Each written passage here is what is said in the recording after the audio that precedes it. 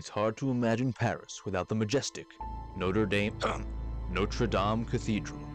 Over the centuries, this spectacular landmark has weathered the elements, revolution, and devastating destruction, and remains one of the most popular tourist attractions in Paris. When you see it in its seemingly gravity-defying splendor, it's a building with a spire on top. I would say gravity. When you see it in its seemingly gravity-defying splendor, you may wonder how architects, masons, and builders created such a monument starting nearly 900 years ago, with construction going on for centuries.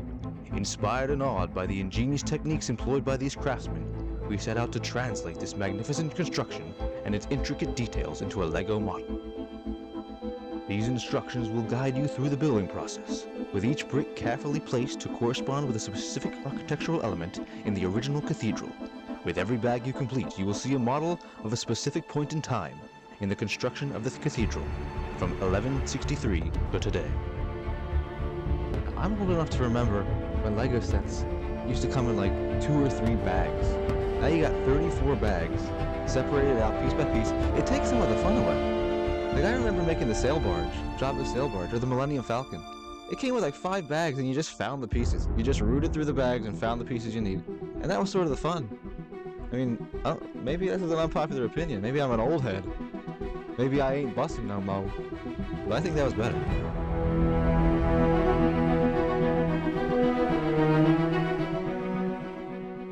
Anyway, in 1163, the plans for Notre Dame Cathedral are ready.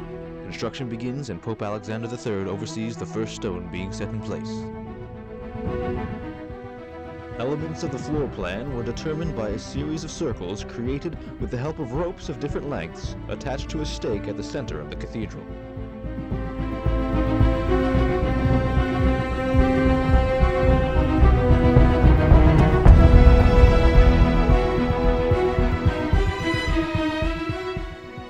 In 1170, the chevet is constructed with piers set in a centrifugal arrangement.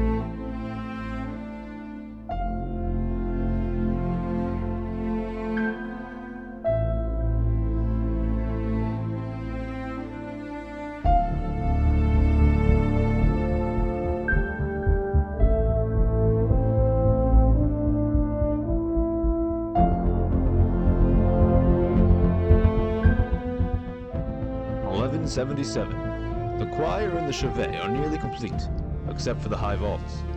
The roof and wooden framework are constructed prior to the vaults to offer protection from wear and tear.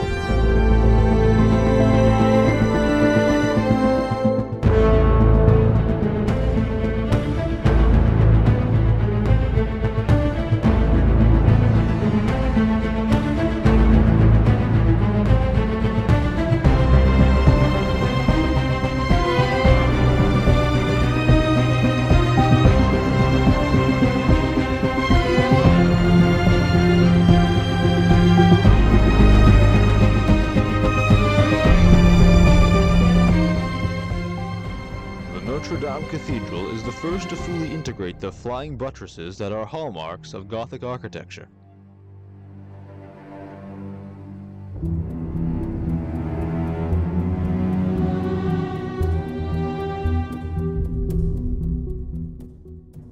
In 1182, the east side of the cathedral was completed first and served as a functioning church while construction continued on the rest of the cathedral.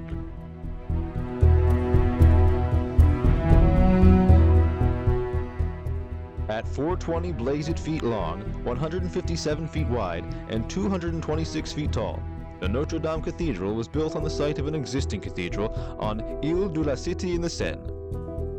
While the first completed east side section functioned as an interim church, construction work continued on the transept and in the first bays on the south side of the nave. From the original Romanesque architectural style, the construction gradually incorporated contemporary architectural styles, evolving into a Gothic style it represents today. This model stays faithful to the construction of both the structure within and the external architectural details, with certain features scaled down, to recreate the awe-inspiring view that has met visitors throughout the centuries.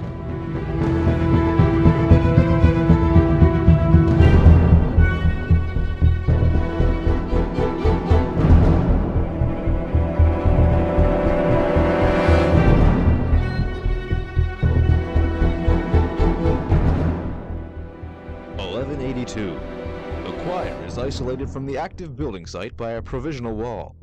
Construction continues from the east to the west in the transept and the nave. Whatever the heck that means.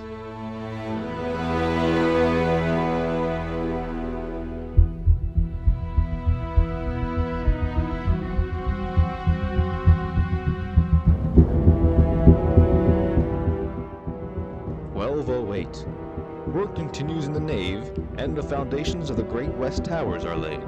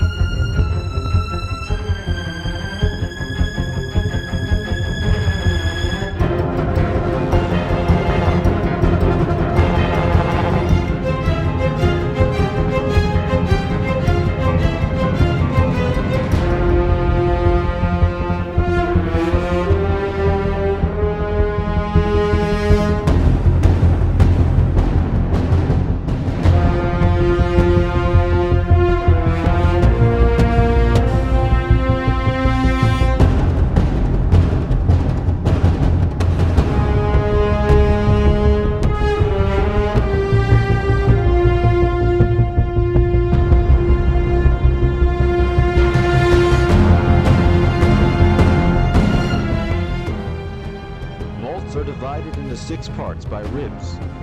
The Lego model follows the original by having a transverse rib at every second capital.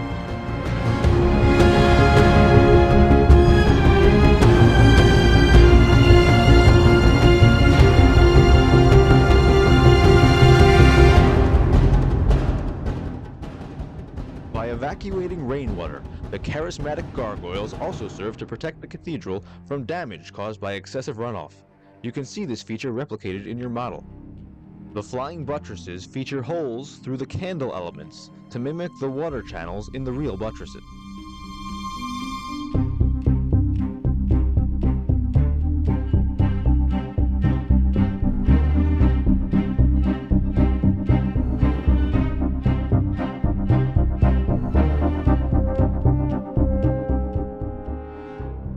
Portals, overseen by the Gallery of Kings, welcome visitors through a majestic entrance to the cathedral. The 28 colossal statues are represented by 20 Lego cones and round elements. The original north rose window had a diameter of 44.2 feet, a record at the time. Every architectural feature in the cathedral serves a purpose, both decorative and practical.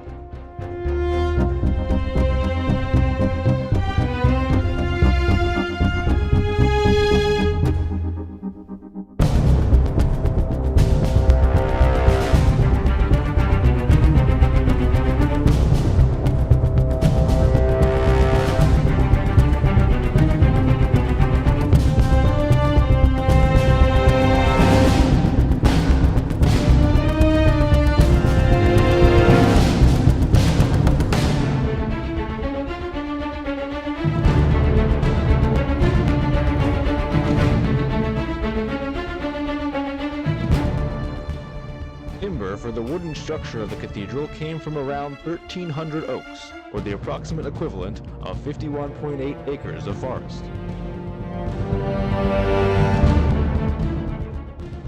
1220.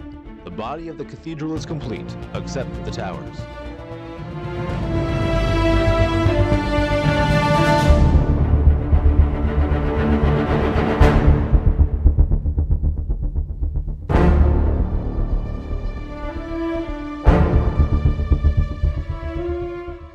In 1245, all towers were complete. As you build the towers, you can experience some of the inner workings of the cathedral's belfry and the superstructure that supports the legendary bells. Throughout the following 5 centuries, wear and tear set in. New generations of architects oversaw modifications, repairs, and additions, like a lead-covered wooden spire constructed above the crossing.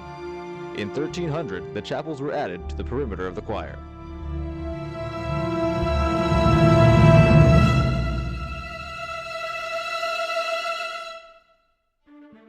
During the turbulent years of the French Revolution, the noble Notre Dame Cathedral suffered damage and gradual decay. Windows, altars, and tombs were destroyed, and During the turbulent years of the French Revolution, the noble Notre Dame Cathedral suffered During the turbulent years of the French Revolution, the noble Notre Dame Cathedral suffered damage and gradual decay. Windows, altars, and tombs were destroyed. In 1792, rioters. During the turbulent years of the French Revolution, the noble Notre Dame Cathedral suffered damage and gradual decay. Windows, altars, and tombs were destroyed, rioters tore down statues, and dismantled the spire. The cathedral was even used to store wine and other goods. But in the wake of the Revolution followed an emerging awareness and appreciation of French national heritage.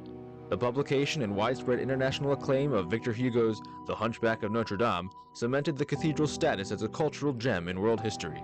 From 1843 to 1860, architects Jean-Baptiste Lesu and Eugène-Emmanuel Vallée-Delduc led the cathedral through an extensive restoration campaign to the version of the historic landmark we know today.